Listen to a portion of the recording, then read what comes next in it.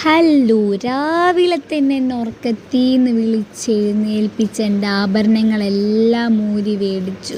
ഇതൊക്കെ അച്ഛൻ ബാങ്കിൽ വെക്കാൻ പോവാണ്. ഇനി ഞാൻ ഹോസ്റ്റലിൽ പോകുന്നതുകൊണ്ട് അച്ഛനൊരു പേടി. അവിടെ നിന്നെങ്ങാനും എനിക്കൊന്നാമത് ഈ സംഭവങ്ങളൊന്നും സൂക്ഷിക്കാൻ അറിഞ്ഞുകൂടാ. എൻ്റെ പാദസരം ഞാൻ ആകെ 2-3 വട്ടം മാത്രം എൻ്റെ കാലിൽ നിന്ന് ഊരിയിട്ടുള്ളൂ. അപ്പോൾ എനിക്ക് ഭയങ്കര വിഷമായിരുന്നു. ഞാൻ ഊരില്ലാന്നൊക്കെ പറഞ്ഞെങ്കിലും എന്നെക്കൊണ്ട് ഊരിച്ചു. പിന്നെ ഇതൊക്കെ ബാങ്കിൽ വെക്കാൻ വേണ്ടി ഞാനും അച്ഛനും കൂടെ പോവാണ്.